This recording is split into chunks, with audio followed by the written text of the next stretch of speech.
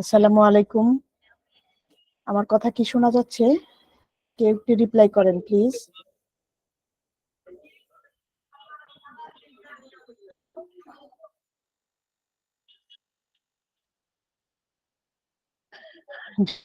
কে আছেন? আমি তো শুনতে পাচ্ছি না। জি জি, কথা শোনা যাচ্ছে।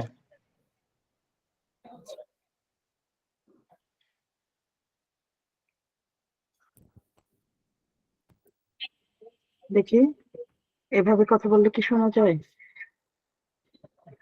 হ্যাঁ, কথা আচ্ছা, তাহলে এই যে ইয়ারফোন রেখে দিই। কথা শোনা যাচ্ছে? আসসালামু আলাইকুম।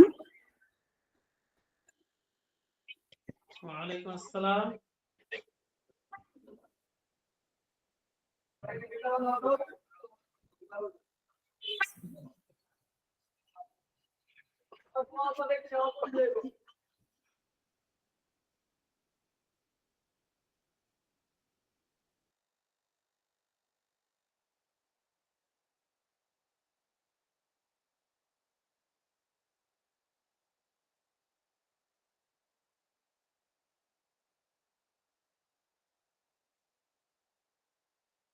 হ্যালো ম্যাম, শুরু করুন।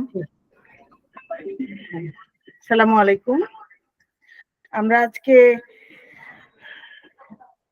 থার্ড ইয়ারের গাইনোকোলজি অ্যান্ড অবস্টেট্রিক্স এই ক্লাসটাতে আছি। সবাইকে শুভেচ্ছা, সুস্বাগতম।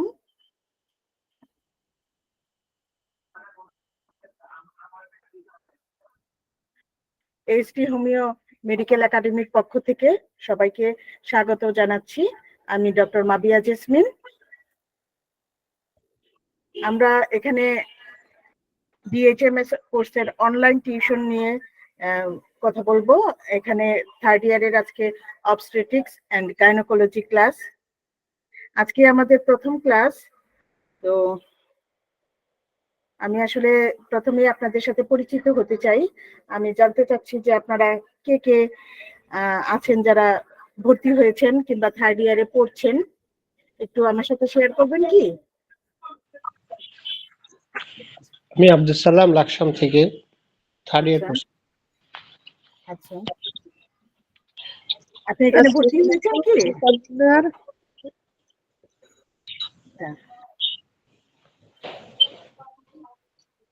কামরুন, আপনি ভর্তি হয়েছেন? জি, আমি ভর্তি হয়েছি। আচ্ছা আচ্ছা, ঠিক আছে, আমরা তাহলে শুরু করি। আমাদের এটা হচ্ছে সিলেবাস গাইনোকোলজি অ্যান্ড অবস্টেট্রিক্স, ঠিক আছে? এই সাবজেক্টটাতে আমি আপনাদের সাথে অবস নিয়ে আছি। হ্যাঁ, গাইনোকোলজি পড়াবে আমাদের আরেকজন টিচার সজীব স্যার, অনেক দক্ষ টিচার। গত সপ্তাহে বুধবারে গাইনোকোলজি প্রথম ক্লাস হয়েছে। অবস নিয়ে আজকেই আমি প্রথম আপনাদের সাথে, এবং এটা ক্লাসটা চলবে অল্টারনেটিভ ওয়েতে। এক বুধবার ওনার ক্লাস থাকবে গাইনির, এক বুধবার আমার ক্লাস থাকবে অবস। ঠিক আছে, ক্লিয়ার? জি ম্যাম। তো আপনারা যে কোনো সমস্যা আমাকে প্রশ্ন করবেন। আমরা যে টপিকটা যেদিন শেষ করব সেদিনই সেটার প্রস্তুতি নিয়ে ফেলবো একদম পরীক্ষার জন্য, ঠিক আছে? আর তারপরে আপনাদের যদি যে কোনো প্রশ্ন আমাকে জিজ্ঞেস করতে পারেন। এখন আমরা প্রথমেই সিলেবাসটা দিয়ে শুরু করি। আমাদের অবসেট যে সিলেবাসটা আছে, এই যে আপনারা স্ক্রিনে আছে, একটু চোখ বুলিয়ে নেন। হোমিওপ্যাথিক নীতিতে ব্যবহারিক অবস্টেট্রিক্স প্রয়োগের সুযোগ, স্বাভাবিক গর্ভাবস্থা পড়বো আমরা এখানে। স্বাভাবিক গর্ভাবস্থার ভিতরে কি কি আছে? স্বাভাবিক প্রসব, প্রসূতি অবস্থা, অস্বাভাবিক গর্ভাবস্থা, অস্বাভাবিক প্রসব, প্রসব সংক্রান্ত অস্ত্রোপচার, নবজাতক। ঠিক আছে, এগুলো হলো আমাদের হেডিং গুলি, মানে মেইন টপিক গুলি, ঠিক আছে? এখন প্রথমে আসি আমরা অবস্টেট্রিক্স জিনিসটা কি এর সংজ্ঞায়, ঠিক আছে? What is the medical definition of obstetrics? কারো কি জানা আছে? কেউ আমাকে বলতে পারবেন জিনিসটা কি? এই সাবজেক্টে আমরা আসলে কি শিখবো?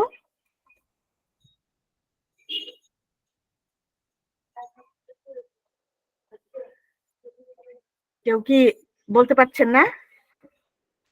আচ্ছা, আমি বলে দেই, তারপর তো অবশ্যই বলতে পারবেন, তাই না? Obstetrics is a specialty that is concerned with the mother and the fetus during pregnancy, childbirth, and the immediate postpartum period. মানে অবস্টেট্রিক্স হলো সেই বিষয়টা, সেই সাবজেক্টটা যাতে আমরা কি জানবো, যেটা আলোচনা করবে মা এবং ভ্রূণ নিয়ে। হ্যাঁ, যখন বাচ্চা গর্ভাবস্থায় থাকে, প্রেগনেন্সির সময়টা, তারপর প্রসবের সময় যখন বাচ্চার জন্ম হয়, এবং তার ইমিডিয়েট পরে পোস্টপার্টাম পিরিয়ডটা যে থাকে, যখন বাচ্চার মায়ের উভয়ের যত্নের প্রয়োজন হয়, তখন কি কি স্বাভাবিক অবস্থা থাকে এবং কি কি অস্বাভাবিক অবস্থা আসতে পারে, সেটা আমরা কিভাবে চিকিৎসা করব, এই সব বিষয়ে আমরা অবস্টেট্রিক্সে জানবো। ঠিক আছে, শিখবো। আমার কি মনে হয় জানেন, এই বিষয়টা শুধুমাত্র ডাক্তারদের জন্য না, প্রত্যেকটা মানুষের জন্য গুরুত্বপূর্ণ। কারণ আমরা মেয়েদের ক্ষেত্রে একভাবে গুরুত্বপূর্ণ, তারা তো মা হবেই, সো তাদেরকে জানতেই হবে। আর ছেলেদের জন্য গুরুত্বপূর্ণ, কারণ একটা মেয়ে তো কখনো একা মা হতে পারে না, তার তো সহযোগী লাগবেই, তাই না? তো তারও জানা প্রয়োজন।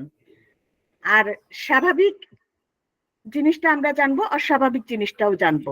কারণ স্বাভাবিক অবস্থাটা যদি আমরা না বুঝি, তাহলে কখনোই বুঝতে পারবো না অস্বাভাবিক অবস্থাটা কি, তাই না?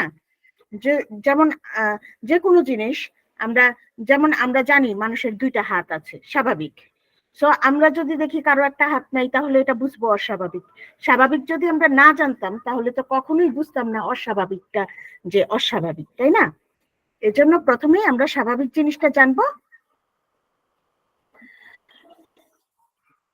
অ্যাকর্ডিং টু হু, অবস্টেট্রিক্স এর সংজ্ঞা ওয়ার্ল্ড হেলথ অর্গানাইজেশন কিভাবে দিয়েছে, এটা আমাদের জানা দরকার as a physician. Okay, the branch of medicine and surgery concerned with child birth and midwifery. Midwifery হচ্ছে অবস্টেট্রিক্স এরই আরেকটা নাম। এই নামটা আগে ব্যবহৃত হতো, এখন মিডওয়াইফারি তেমন ব্যবহৃত হয় না, এখন নতুন নাম অবস্টেট্রিক্সটা ব্যবহৃত হয়।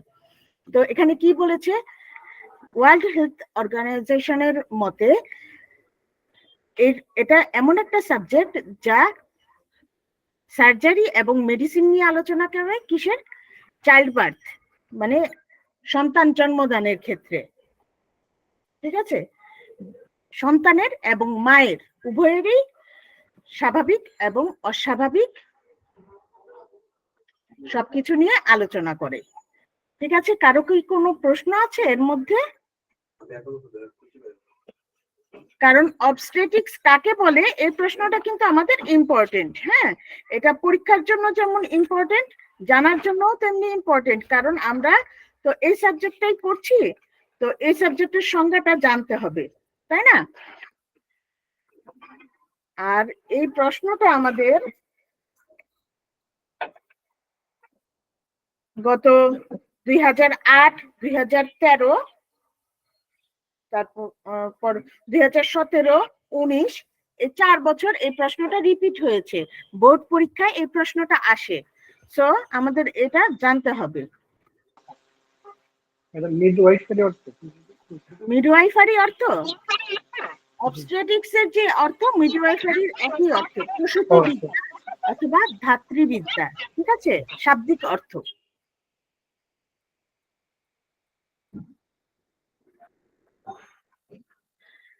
প্রসূতিবিদ্যার সংজ্ঞা। প্রসূতিবিদ্যা হলো এমন একটি বিদ্যা যাতে গর্ভাবস্থায়, প্রসবের সময় এবং তাৎক্ষণিক প্রসবোত্তর সময়কালে মা এবং ভ্রূণের সাথে সম্পর্কিত।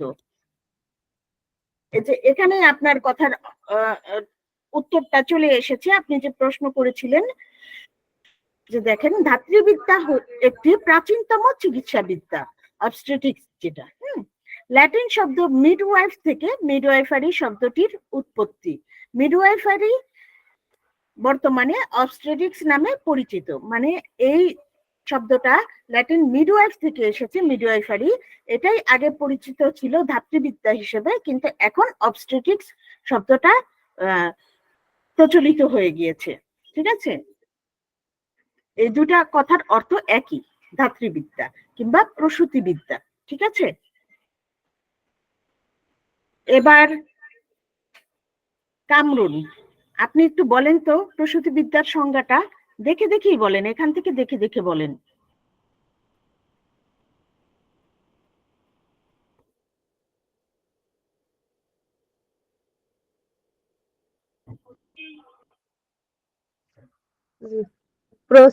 প্রসূতিবিদ্যা হলো এমন একটি বিদ্যা যাতে গর্ভ অবস্থায় প্রসবের সময় এবং তাৎক্ষণিক প্রসবের সময়কালে মা এবং প্রসবোত্তর সময়কালে, মানে প্রসবের পরে, প্রসবোত্তর।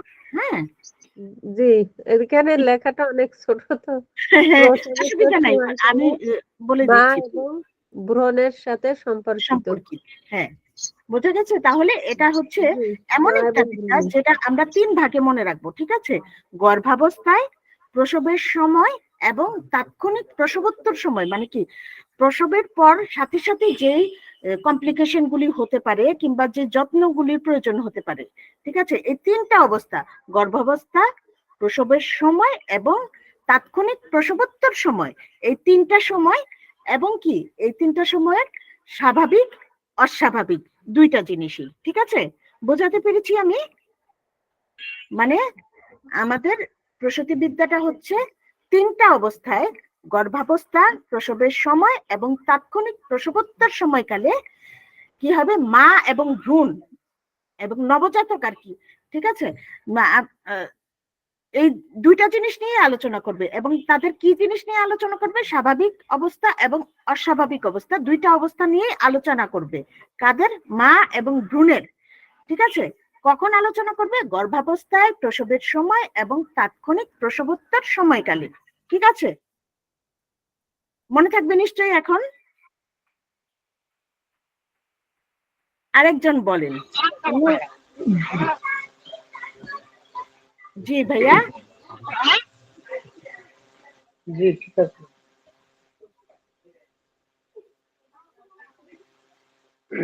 সেটা পড়বো। জি।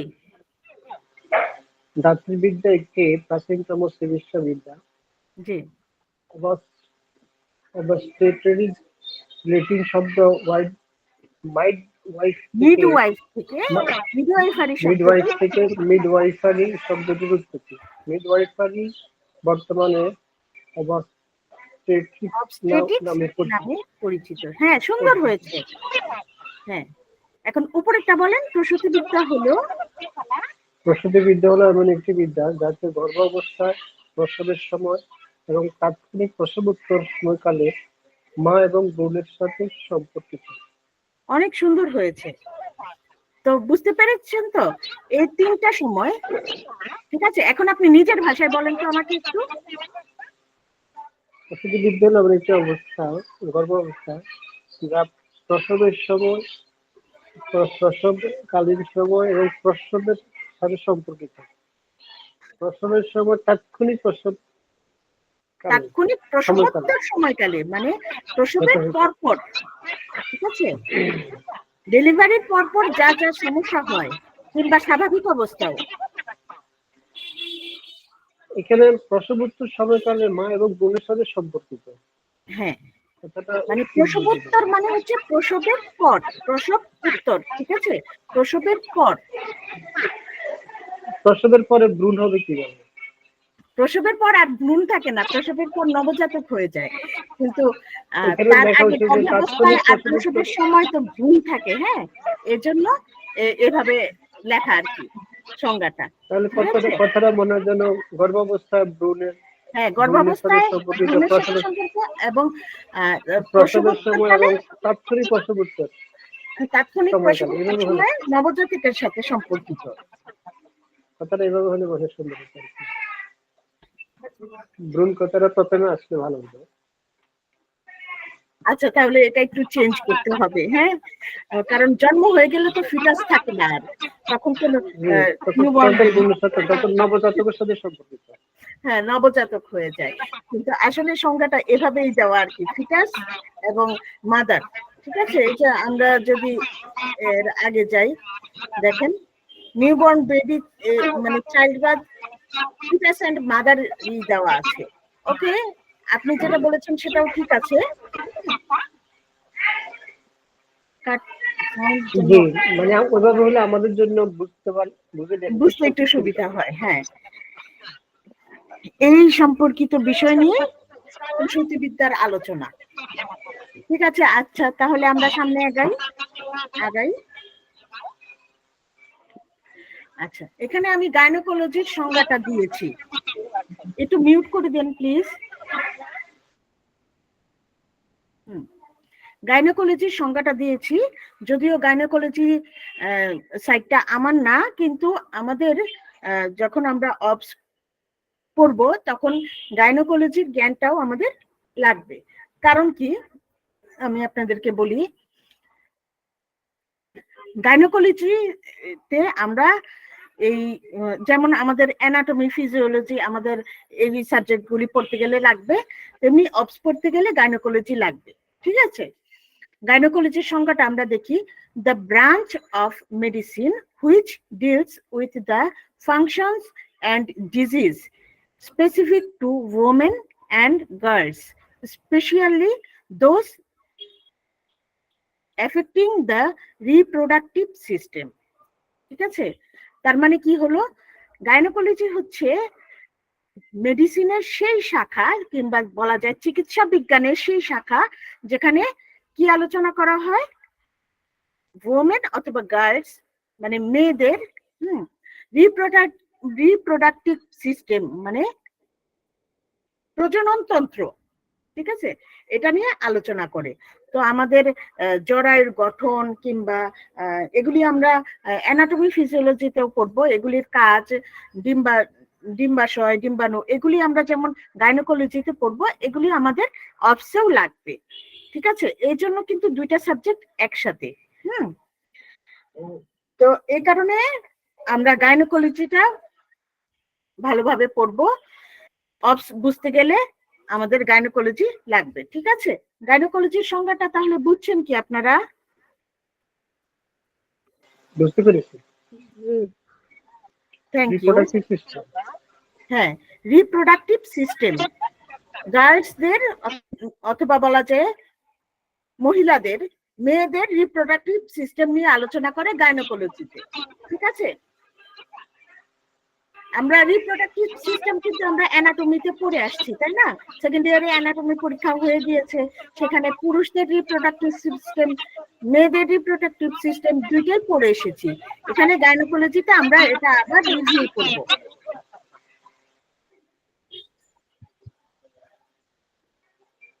আমাদের তারপরের টপিক হচ্ছে হোমিওপ্যাথিতে। আপনাদের কারো মাইক অন আছে, প্লিজ একটু মিউট করে দিবেন। হোমিওপ্যাথিতে অবস্টেট্রিক্স কিংবা প্রসূতিবিদ্যা কিংবা ধাত্রীবিদ্যা কিংবা মিডওয়াইফারি, যেটাই বলি না কেন আমরা, সবগুলি আমাদের সাবজেক্টের নাম। হোমিওপ্যাথিতে শিক্ষার প্রয়োজনীয়তা অথবা গুরুত্ব। ঠিক আছে, এই প্রশ্নটা আপনারা 2010-এ 2013-তে পেয়েছেন, আবার সামনে পেতে পারেন, কারণ এটা একটা ইম্পর্টেন্ট জিনিস যে আমরা কেন হোমিওপ্যাথিতে এই জিনিসটা পড়বো, এই সাবজেক্টটা কেন পড়বো, হোমিওপ্যাথি চিকিৎসার ক্ষেত্রে এর গুরুত্ব। এই প্রশ্নটা এসেছে 2017-তে, 2019-এ। মানে চিকিৎসার ক্ষেত্রে গুরুত্ব, আর শিক্ষার প্রয়োজনীয়তা অথবা গুরুত্ব এটা এসেছে 10-এ 13-তে। দুইটা কিন্তু একই কথা, ভিন্ন ভিন্ন ভাবে বলা, যে হোমিওপ্যাথি শিক্ষার জন্য কেন এটা গুরুত্বপূর্ণ, আর একটা হচ্ছে চিকিৎসায় এর গুরুত্বটা। ঠিক আছে, তো এটা একই কথা। তো আমরা একটু জানি যে কেন এটা গুরুত্বপূর্ণ। নর্মালি যদি আমরা বলি, আমরা বইয়ের ভাষা ছাড়াও যদি আমরা নর্মালি বলি, তাহলে এটা তো আমি একটু আগেই বললাম যে আমি মনে করি প্রত্যেক সাধারণ মানুষেরও এই সম্পর্কে জ্ঞান থাকা আবশ্যক, কারণ এটা জীবনের অংশ। ঠিক আছে, আর ডাক্তার হিসেবে তো এটা আমাদের জানতেই হবে, এর কোনো বিকল্প নাই। ঠিক আছে, কারণ আপনারা এখানে যারা মেয়ে ডাক্তার আছেন, হ্যাঁ, কিংবা ছেলেরাও চিকিৎসক, তো সবাই চিকিৎসক। আমি আমার দীর্ঘ প্র্যাকটিস লাইফে দেখেছি, আমি তো শিশু এবং মহিলা রোগী দেখি। তো আমাদের এই জাতীয় রোগী নিয়ে অনেক ডিল করতে হয়। আর এখন অ্যালোপ্যাথি সিস্টেমে যে সিজারিয়ান অনেক মানুষ আসে যে নর্মাল ডেলিভারির জন্য আমাদেরকে ওষুধ দেন, হ্যাঁ, যেন সিজারে যেতে না হয়। তো এই জাতীয় মানে অনেক পেশেন্ট আপনারা পাবেন, ডিল করতে হবে। ঠিক আছে, এছাড়াও সাধারণ জীবনেও এটা খুবই দরকার এই সাবজেক্টটা। বর্তমানে হোমিওপ্যাথি বিশ্বে একটি প্রতিষ্ঠিত আদর্শ চিকিৎসা ব্যবস্থা, তাই না? এতে তো কারো কোনো সন্দেহ নাই, তাই না? আমরা অনেকেই মনে করি যে ওই যে যার নাই কোনো গতি সে করে হোমিওপ্যাথি। এখন কিন্তু সেই কথাটা আর নাই। এখন হোমিওপ্যাথি আস্তে আস্তে অনেক উপরে উঠে গেছে, কিংবা অনেকের কাছে, অনেক বড় বড় মানুষের কাছে অনেক সমাদৃত। কেন জানেন? কারণ এর পার্শ্ব প্রতিক্রিয়া নাই। এখন মানুষ পার্শ্ব প্রতিক্রিয়ার জ্বালায় জর্জরিত।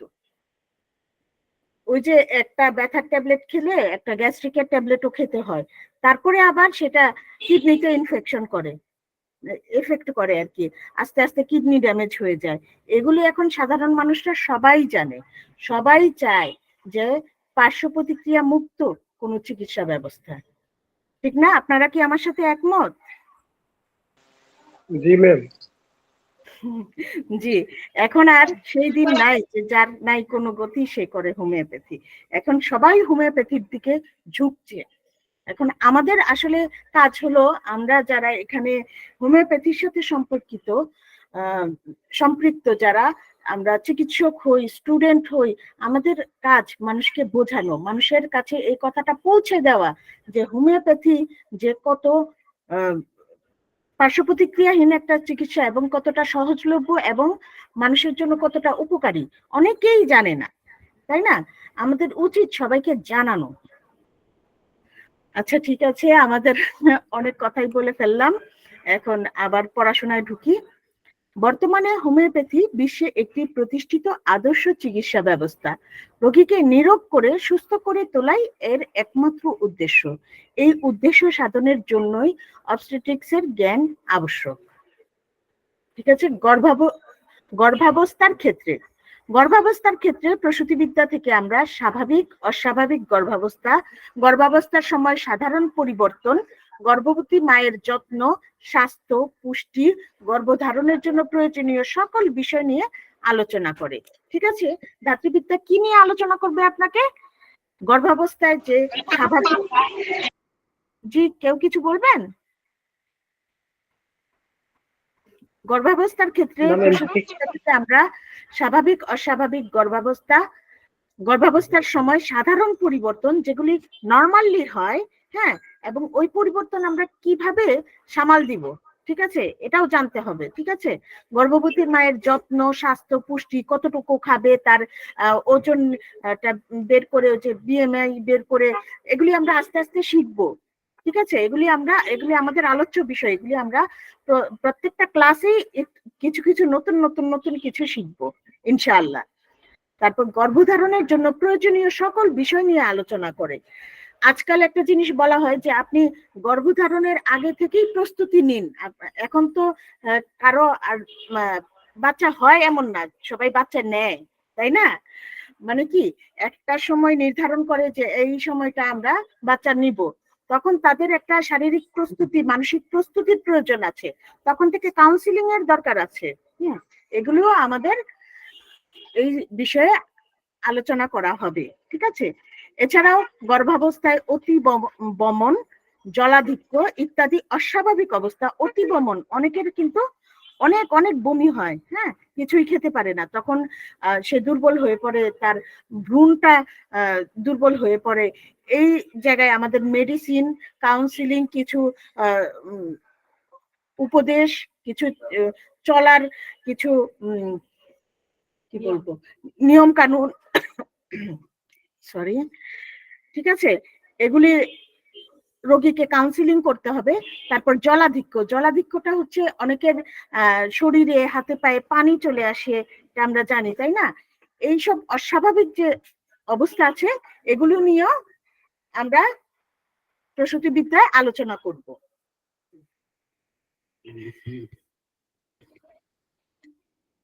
তারপর প্রসবকালীন সময় যে সময়টা কি ডেলিভারির টাইম আর কি, ঠিক আছে? ডেলিভারি টাইমে আপনার সাধারণ স্বাভাবিক যে অবস্থা, তারপর স্বাভাবিক তার প্রসব হবে কিনা, একটা ডায়াগনোসিস, স্বাভাবিক প্রসবের একটা ব্যবস্থাপনা আছে, ঠিক আছে? কিভাবে তাকে জীবাণুমুক্ত করতে হবে, কিভাবে তাকে তার পজিশন কি হবে গর্ভবতী মায়ের, তারপর ভ্রূণের অবস্থান কেমন আছে, ঠিক আছে? এই সব কিছু আমরা কিভাবে পরীক্ষা করব কিংবা কিভাবে আমরা এই সময়টা তাকে সাপোর্ট দিব, এসব কিছুই আমরা এই সাবজেক্টে শিখব, ঠিক আছে? তারপর প্রসব সংক্রান্ত অস্ত্রোপচার, এটা তো এখন অনেক বেড়ে গেছে, তাই না? প্রসব সংক্রান্ত যে অস্ত্রোপচার এখন দেখা যাচ্ছে আমাদের বাংলাদেশে, বিশ্বে বলবো না আমি, বাংলাদেশে তো এই সিজারিয়ান সেকশনটা অনেক বেড়ে গেছে। তো আমাদের কিন্তু এই সাবজেক্টে এটাও শেখানো হয়। যখন আমাদের দেখা যাবে যে কোনো কমপ্লিকেশন আছে, নর্মালি না, যখন কমপ্লিকেশন থাকে তখন কিন্তু আমাদের যেতেই হয়। যখন ভ্রূণের প্রেজেন্টেশনটা অন্যরকম থাকে, ধরেন প্রথমে মাথা আসার কথা, তার হেড প্রেজেন্টেশন সেটা হলো না, হয়তো দেখা গেল বাচ্চাটা ঘুরে আছে, তো প্রথমে হাত পা অন্য কিছু চলে আসলো, তো সেই ক্ষেত্রে মানে তখন তো আমরা ডায়াগনোসিস করব, আল্ট্রাসোনোগ্রাম করে দেখবো, হ্যাঁ, তখন সেক্ষেত্রে আমরা কি করব, অনেক সময় আমাদের প্রয়োজনে যেতে হয় সিজারিয়ান সেকশনে, হ্যাঁ, তো সেইটাও আমরা শিখবো যে কি কি প্রয়োজন হতে পারে। তারপর ফরসেপ ডেলিভারি আছে, যে ফরসেপ দ্বারা ডেলিভারি করানো, এগুলো আমরা এই সাবজেক্টে শিখবো। তারপর অস্বাভাবিক প্রসবের কি কি প্রতিবন্ধকতা থাকতে পারে, অস্বাভাবিক প্রেজেন্টেশন একটু আগেই আমি বলছিলাম এটা সম্পর্কে। তারপর প্রসব পরবর্তী কিছু সমস্যা হয় অনেকের, একলামশিয়া হয়, এটা আপনারা হয়তো জানেন যে খিঁচুনি হয়। তারপরে প্রসব পরবর্তী রক্তক্ষরণ একটা সমস্যা। তারপর প্রসব পরবর্তী একটা জ্বর আসে মায়েদের, যেটা অনেক মানে বাংলাদেশের প্রেক্ষাপটে ধনুষ্টঙ্কার এক সময় ছিল, অনেক বড় একটা সমস্যা মায়েদের হতো, অনেক নবজাতক শিশু মারা যেত এই ধনুষ্টঙ্করের ফলে। কিন্তু এখন যে টিকা দেওয়া হয়, টিকার ফলে এটা অনেকখানি কন্ট্রোল করা সম্ভব হয়েছে। কিন্তু প্রসব পরবর্তী আরো কিছু জটিলতা আছে যেগুলো এখনো আমাদের দেশের মায়েরা ফেস করে, এগুলি সম্পর্কে আমরা জানবো এবং কিভাবে এগুলি আমরা চিকিৎসা দিতে পারি, প্রিভেনশন এবং সেই সময়কার চিকিৎসা, এগুলোও আমরা এই সাবজেক্টে জানবো, ঠিক আছে? তারপরে পয়েন্ট হচ্ছে আমাদের নবজাতকের যত্ন। নবজাতকের একটা জিনিস আপনারা অনেকেই জানবেন যে নিউনেটাল জন্ডিস একটা নর্মাল কথা, তাই না? যে বাচ্চাটাই হলো তার জন্ডিস দেখা দিয়েছে, তাকে ইনকিউবেটরে রাখতে হবে কিংবা এই সেই অনেক কিছুই এখন দেখা যায়। সেক্ষেত্রে আমরা কি ব্যবস্থা নিতে পারি, আমাদের হোমিওপ্যাথি সেক্ষেত্রে কি বলে, ঠিক আছে? তারপরে নবজাতকের আরো কিছু সমস্যা থাকতে পারে, যেমন নাভিটা শুকানো, তারপর নবজাতকের ঠিক মতো গ্রোথ হচ্ছে কিনা, সে ডেলিভারির পর সবকিছু ঠিক আছে কিনা, কিভাবে আমরা চেক করব, সবকিছু আমরা এই সাবজেক্টে পড়বো এবং জানবো, ঠিক আছে? তাহলে আমরা জানলাম, অতএব আমরা বলতে পারি ধাত্রীবিদ্যার জ্ঞান ছাড়া গর্ভবতীর সুপরিচর্যা করত সুস্থ সন্তান প্রসব ও নবজাতকের বিবিধ উপসর্গের প্রতিকার সম্ভব নয়। তাই ধাত্রীবিদ্যার গুরুত্ব অপরিসীম। এখানেই আমার এই টপিকটা শেষ। তো আপনারা কেউ কিছু বলতে চাইলে বলতে পারেন, কোনো প্রশ্ন করতে চাইলে করতে পারেন। আসসালামু আলাইকুম ম্যাম। জি, ওয়ালাইকুম আসসালাম। অনেক অনেক সুন্দর আলোচনা হলো ম্যাডাম। আপনাকে আমরা অনেক অনেকটা ধন্যবাদ। যে অনেক উপকৃত হলাম, আপনার কাছ থেকে অনেক কিছু জানতে পারলাম। যে আশা করি এরকম দিবেন। হ্যাঁ, আজকে তো আমরা মাত্র শুরু করলাম। হ্যাঁ, আমরা আসলে এই বিষয়টা অনেক প্রয়োজনীয় একটা বিষয়। এই কথাটা মনে হয় আমি কয়েকবার বলে ফেলেছি যে যারা ডাক্তার না, আমি মনে করি তাদেরও এই ক্লাসটা করা উচিত। এগুলি যখন আমরা জানবো টপিক, এক একটা টপিক, তখন ভালোই লাগবে আমাদের, কারণ আমরা তো নিজের জীবনের সাথে রিলেট করতে পারবো। নিজের জীবনে না হোক, আশেপাশে আমার দেখা সে হ্যান ত্যান, এগুলি কিন্তু অনেক প্রয়োজনীয় একটা জিনিস। ভালো লাগবে এই ক্লাসটাতে। আমার আমার চেষ্টা থাকবে আপনাদের যেন ভালো লাগে এবং আপনারা কিছু শিখতে পারেন। ইনশাআল্লাহ সাথে থাকবো, চেষ্টা করি সাথে থাকার আসসালামু জন্য। আলাইকুম। ধন্যবাদ। ম্যাম, আমার একটি ব্যতিক্রমধর্মী আর কি। জি, আমি বুঝতে পারিনি আপনার কথা। একটু ব্যতিক্রমধর্মী প্রশ্ন জানতে হ্যাঁ, চাওয়া। একটু জোরে বলবেন প্লিজ। টিচারের প্রেজেন্টেশন এবং এটিসিউ দুইটাই শিক্ষার্থীকে শিখন পরকে স্থায়ী করে। আমরা এটিসিউ যেটা লাইট ক্লাস, এটিসিউটা কি দেখতে পারি কিনা বা তিনি প্রতিবন্ধকতা প্রেজেন্টেশনটা আমরা দেখতেছি। আই এম সরি, আমি আপনার কথা বুঝতে পারছি না। একটু যদি আমাকে বলে দিতেন। প্রেজেন্টেশনের সাথে সাথে শিক্ষকের বাচন ভঙ্গি বা শিক্ষকের উপস্থাপনাটা সরাসরি দেখার সম্ভব কিনা, ও, অনেক স্কিল আচ্ছা নাকি কোনো শরীয়তের কোনো সমস্যা আছে?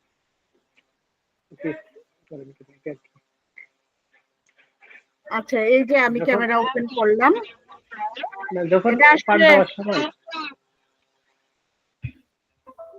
পাঠের সময় হলে অ্যাটেনশনটা একটু হয়েছে। আচ্ছা, এটা আসলে অনেকের মনোযোগে ইয়ে করে যে টিচারের কে দেখলে ভালো লাগে যে কথা শুনতে। ঠিক আছে, অসুবিধা নাই। ও ক্যামেরা ওপেন করে দিয়েছি। আর আমাদের সাবজেক্ট রিলেটেড আর কোনো প্রশ্ন থাকলে করতে পারেন। আজকে আমরা মোটামুটি ঠিক দেখতে পেরেছি। আচ্ছা, ভালো হয়েছে, ধন্যবাদ।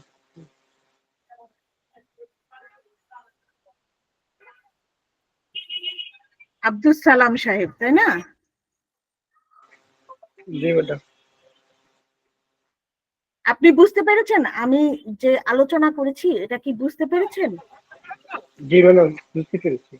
তাহলে আপনি আমাকে একটা জিনিস বলেন যে আমরা কেন ধাত্রীবিদ্যাটা পড়বো, অবস্টেট্রিক্স কেন আমরা পড়বো, এটার একটা প্রয়োজন আমাকে বলেন। যেটা আমাদের গর্ভ অবস্থায়, তারপরে প্রসবকালীন, প্রসব উত্তর সব বিষয়ে জ্ঞান অর্জনের জন্য ধাত্রীবিদ্যাটা অবশ্যই করতে হবে এবং এটা মানুষের বাস্তবধর্মী জীবনের একটু সাথে জোরে প্লিজ। মানুষের জীবন ঘনিষ্ঠ একটা সাবজেক্ট বা বিষয়, যেটার সাথে তার জীবনের সম্পর্ক খুব নিবিড়। থ্যাংক ইউ, অনেক সুন্দর কথা বলেছেন। জীবন ঘনিষ্ঠ সাবজেক্ট,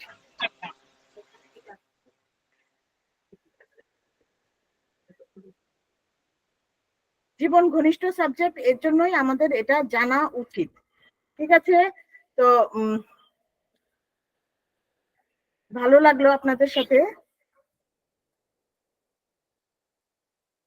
আমরা আজকে যা করলাম এটা আরেকটা কথা, যে কর্তৃপক্ষ আমরা ওই যে রেকর্ড গুলো আমরা খুব সহজে শুনতে পারি না, মানে এগুলি শো করে না।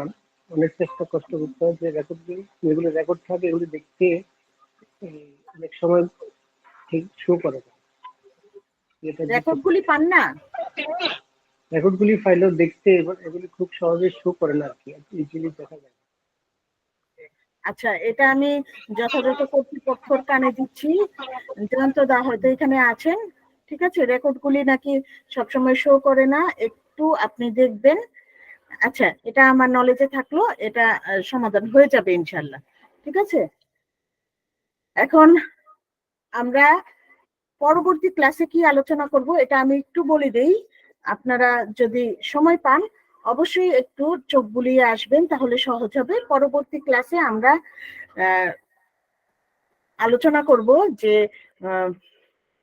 মেনস্ট্রুয়েশন নিয়ে আলোচনা করব, ঠিক আছে? মাসিক এবং ডিম্বক্ষরণ, ওভুলেশন যে হয়, ওভুলেশন, মেনস্ট্রুয়েশন, এগুলি নিয়ে আমরা পরবর্তী ক্লাসে আলোচনা করব। এই ক্লাসে আমরা কি শিখলাম? প্রসূতিবিদ্যার সংজ্ঞা, প্রসূতিবিদ্যা কেন গুরুত্বপূর্ণ, আমরা এটা কেন পড়ব, ঠিক? আচ্ছা, আর হচ্ছে আমি আপনাদেরকে একটা হোমওয়ার্ক দিব, ঠিক আছে? আমাদের এখানে আপনারা জানেন কিনা জানি না, আমি বলে দিচ্ছি, এই যে এসটি হোমিও মেডিকেল একাডেমি, আমাদের যে ডিএইচএমএস কোর্স অনলাইন টিউশন, এটার আন্ডারে যে আপনারা আছেন, যারা এখানে ভর্তি হয়েছেন, হ্যাঁ, তাদের জন্য বলছি যে আপনাদের একটা পরীক্ষার ব্যবস্থা কিন্তু থাকবে বছর শেষে। আমাদের যখন সবগুলি ক্লাস কমপ্লিট হবে তখন আমরা প্রত্যেকটা সাবজেক্টই একটা পরীক্ষার ব্যবস্থা রাখবো, ঠিক আছে? ওখানে আপনাদের কিছু নাম্বার থাকবে যেটা আমাদের টিচারদের হাতে থাকবে। তো আমার সাথে যারা সেইভাবে যোগাযোগ রক্ষা করবেন, তার মানে কি পড়া আদান প্রদান হবে, আমি তাদেরকেই তো নাম্বারটা দিব, তাই না? এটা তো নর্মাল কথা। তা আমি আজকে বাড়ির কাজ দেব একটা, সেটা হলো প্রসূতিবিদ্যার সংজ্ঞা এবং কেন আমরা প্রসূতিবিদ্যা পড়ব। এই দুইটা প্রশ্নের উত্তর আপনারা অবশ্যই খাতায় লিখবেন এবং সেটা একটা ছবি তুলে আমাদের যে গ্রুপটা আছে, ওখানে পোস্ট করে দিবেন। জাস্ট এতটুকুই করলেই হবে। আমি আগামী ক্লাসের আগে, আমার ক্লাস তো আবার দেরি আছে 15 দিন, ঠিক আছে? আমি আগামী ক্লাসের আগে পেলেই হবে, কিন্তু আপনারা ভুলে যাবেন, তো আজকে কালকের মধ্যে দিয়ে দিলেই ভালো হয়, ঠিক আছে? অবশ্যই আমার নাম মেনশন করে দিবেন, ঠিক আছে? ডক্টর মাবিয়া জেসমিন, আপনারা আরেকবার দেখে নেন।